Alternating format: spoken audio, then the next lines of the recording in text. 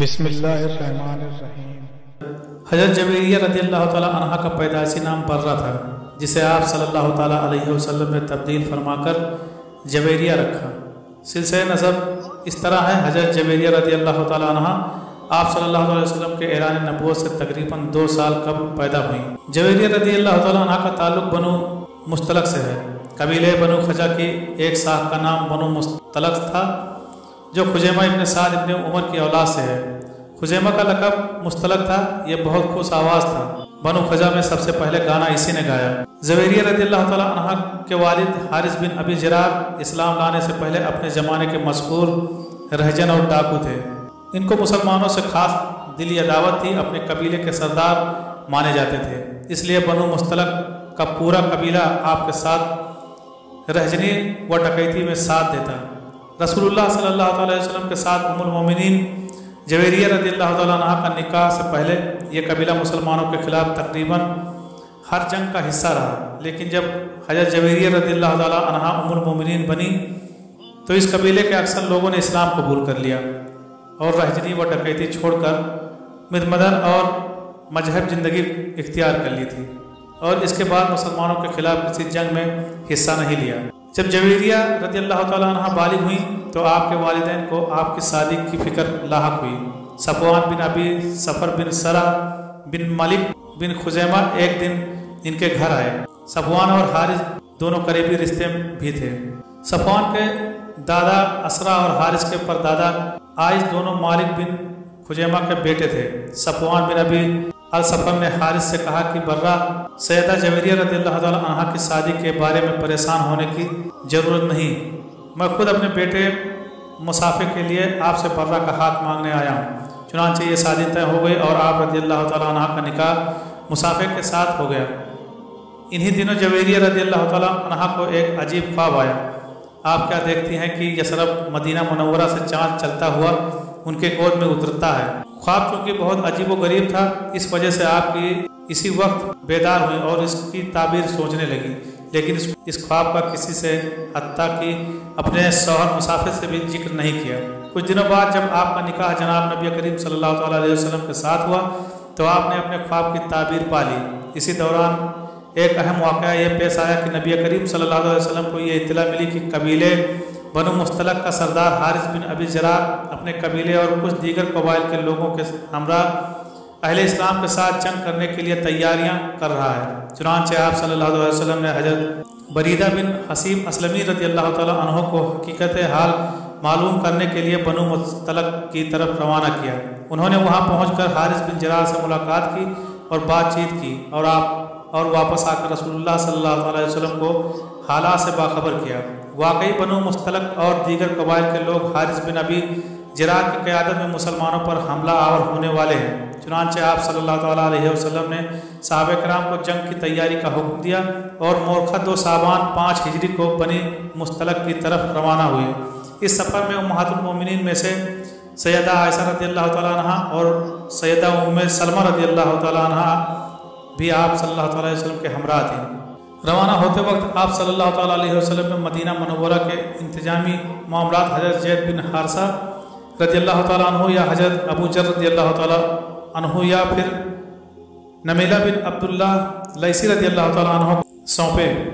اس غزوے میں آپ صلی اللہ تعالیٰ علیہ وسلم کے ہمراہ منافقین کی بھی ایک جماعت ساتھ تھی، جو اس سے پہلے کسی غزوے میں شریک نہیں ہوئی تھی۔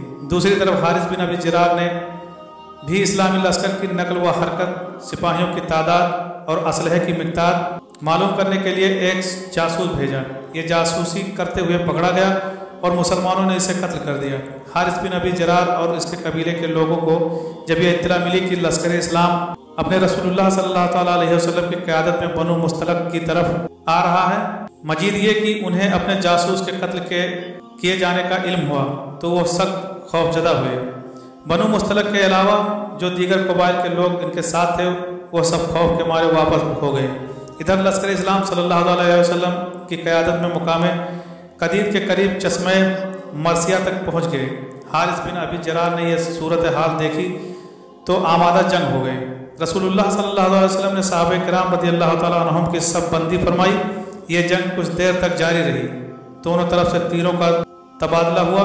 اس کے بعد رسول اللہ صلی اللہ علیہ وسلم کے حکم سے صحابہ کرام رضی اللہ تعالیٰ عنہم نے ایک بار کی حملہ کیا اور بنو مستلق کے قدم اکھڑ گئے۔ مسلمان فتح یاب ہو گئے اور مشرکین نے شکست کھائی۔ بنو مستلق کے 11 آدمی مارے گئے، جن میں سیدہ جویریہ رضی اللہ تعالیٰ عنہ کے پہلے شوہر مصعب بن صفوان بھی شامل تھے، اور 600 کے قریب گرفتار ہوئے۔ ان قیدیوں میں بنو مستلق کے سردار حارث بن ابی جرار کی بیٹی برہ حضرت جویریہ رضی اللہ تعالیٰ عنہ بھی تھیں۔ مسلمانوں میں سے صرف ایک صحابی حضرت حسام بن صباح رضی اللہ تعالیٰ عنہ شہادت پر فائز ہوئے تھے۔ یہ بھی ایک صبح کی وجہ سے شہید ہوئے۔ ایک انصاری صحابی کو ان کی پہچان نہ ہو سکی اور انہوں نے آپ کو دشمن کا آدمی سمجھ کر قتل کر دیا۔ حارث بن ابی جرار اور دیگر چند لوگوں نے راہ فرار اختیار کی اور بھاگ نکلنے میں کامیاب ہو گئے۔ اس جنگ میں مسلمانوں کو 2000 اونٹ، 5000 بکریاں مال غنیمت میں ملی اور 200 گھروں کے 600 مرد، عورتیں اور بچے اسیر ہوئے۔ مال غنیمت کو مجاہدین میں بانٹ دیا گیا اور قیدیوں کو لوگوں میں تقسیم کر دیا گیا۔ ان قیدیوں میں حارث بن ابی جرار کی بیٹی برہ بھی موجود تھیں۔ ام المومنین حضرت عائشہ رضی اللہ تعالیٰ عنہ فرماتی ہیں کہ جویریہ بنت حارث ثابت بن قیس بن شماس رضی اللہ تعالیٰ عنہ کے حصے میں آئیں۔ چنانچہ جویریہ نے اپنے بارے میں مکاتبت کر لی۔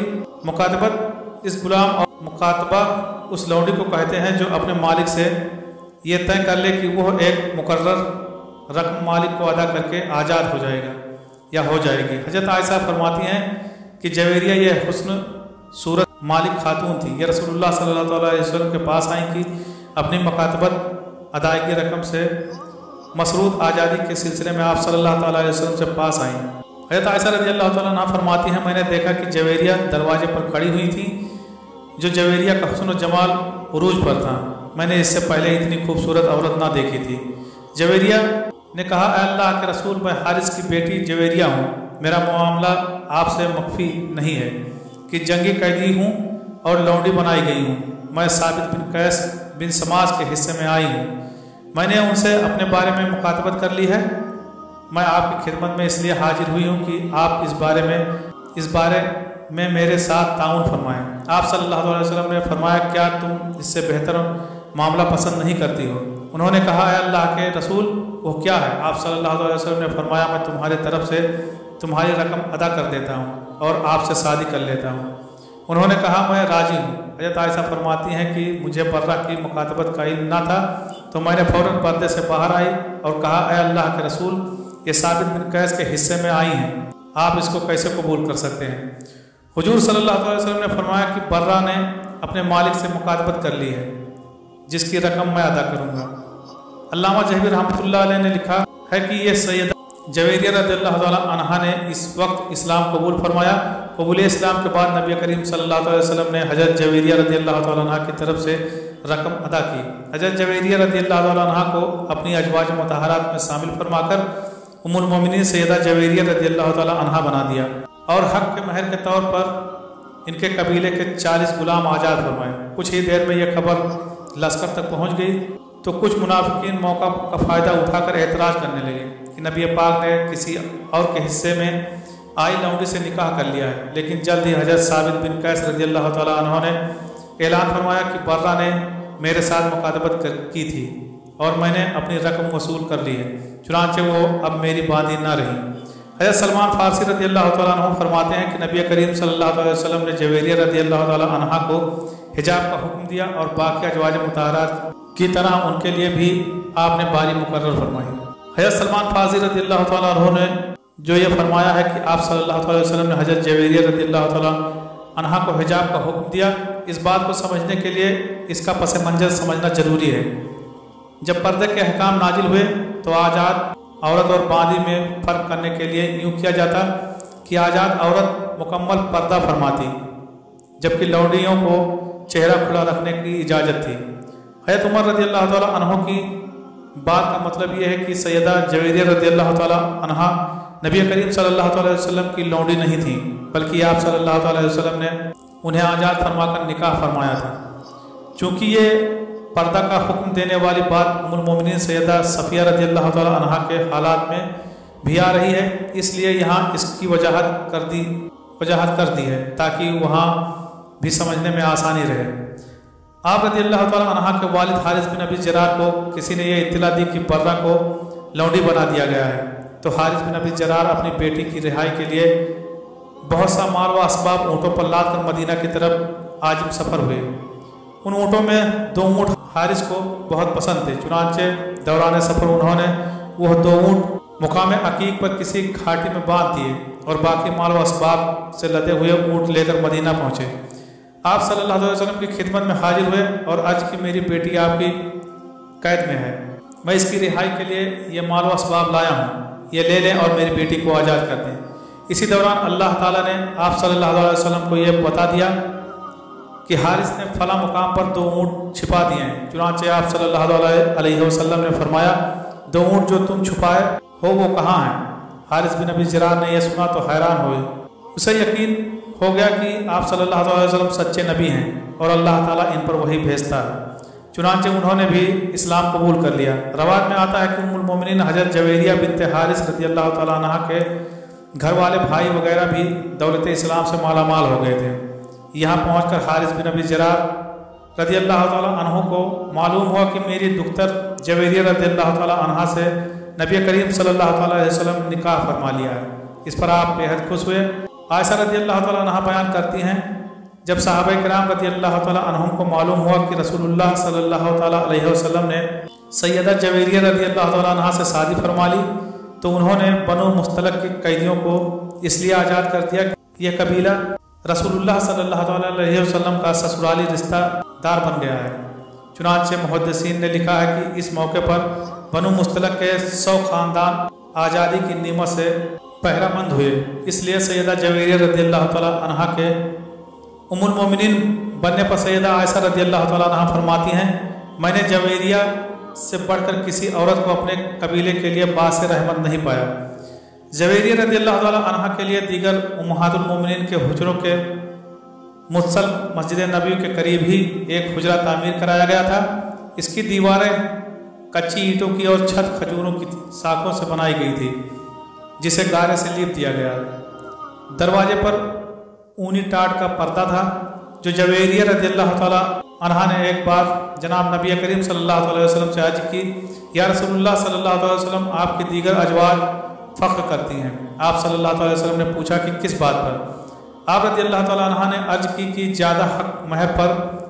آپ صلی اللہ علیہ وسلم نے فرمایا کیا میں نے آپ کے مہر میں بڑی رقم ادا نہیں کی؟ کیا میں نے آپ کی قوم کے 40 غلام آزاد نہیں کیے؟ جویریہ رضی اللہ تعالیٰ عنہ نہایت عبادت گزار، تقوی وللہت، قناعت پسند، پیکر، صبر و رجا اور جود و سخا میں بہت آگے تھی۔ اللہ کریم نے آپ رضی اللہ تعالیٰ عنہ کو تمام عمدہ اوصاف عطا فرمائے تھے۔ ایک دن آپ صلی اللہ علیہ وسلم نماز فجر کے بعد سیدھے حضرت جویریہ رضی اللہ تعالیٰ عنہ کے پاس سے باہر تشریف لائے تو اس وقت وہ اپنے مصلی پر بیٹھی مشغول عبادت تھی۔ آپ صلی اللہ تعالیٰ علیہ وسلم کافی دیر بعد دوبارہ ان کے پاس تشریف لائے تو ان کو بدستور مصلی پر بیٹھا مصروف عبادت پایا تو فرمایا جب سے میں باہر گیا ہوں کیا تم اسی وقت سے اسی جگہ یوں ہی مصروف عبادت ہو؟ آپ رضی اللہ تعالیٰ عنہ نے عرض کی جی ہاں۔ حضرت جویریہ رضی اللہ تعالیٰ عنہ نے 65 سال کی عمر میں 50 ہجری ربیع الاول کے مہینے میں وفات پائی اور آپ کو جنت البقیع میں دفن کیا گیا۔ آمین یا رب العالمین۔